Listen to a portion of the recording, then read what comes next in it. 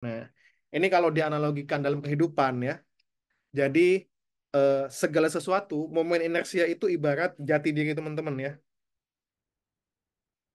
Nah, jadi momen inersia itu adalah jati diri ya.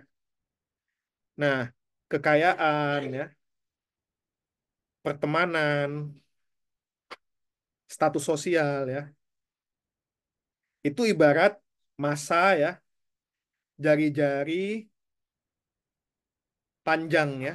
Nah, jadi ini tidak akan mengubah teman-teman ya.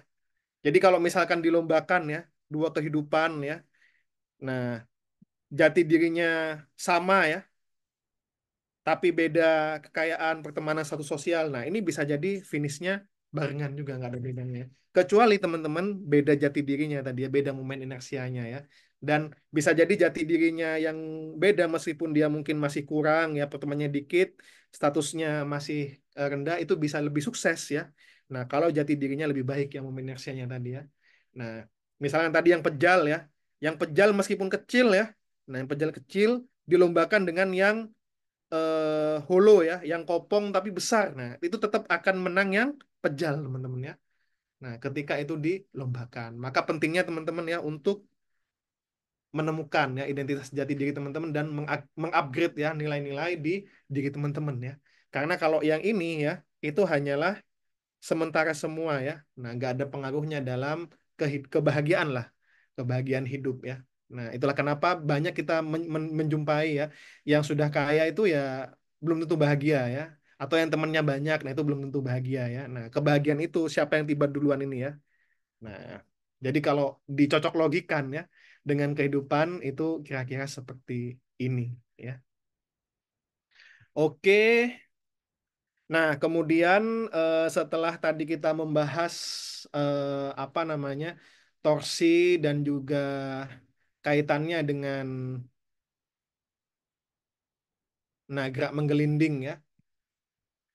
Nah, terakhir itu berkaitan dengan hukum kedua Newton ya. Nah, ini ada padanannya ya. Jadi kalau di translasi itu F ya, di rotasi itu torsi ya. Dan hampir konversi dari translasi ke rotasi itu dikalikan dengan R ya. Nah, tapi jangan lupa ya, kalau di rotasi itu ada theta, nah itu perlu diubah dalam bentuk radiannya ya. Nah, banyak mahasiswa yang salah di sini ya. Dia masih menggunakan 30 derajat misalkan. Padahal 30 derajat itu berapa radian teman-teman ya? Nah, kan 180 derajat itu setengah radian ya. Nah, 30 derajat itu berarti 130 bagi 6 ya, 1/12 radian ya. Nah, dan seterusnya. Jadi, kalau dalam mengkonveksi gerakan translasi rotasi itu perlu diubah dalam radian ya, kalau melibatkan theta. Nah, sama dengan hukum kekekalan momentum sudut ya. Nah, ada juga hukum kekekalan momentum anguler ya. Nah, ini menyatakan bahwa eh, momentum anguler sebelum waktu T itu akan sama dengan setelah waktu T ya. Itulah kenapa ini ya.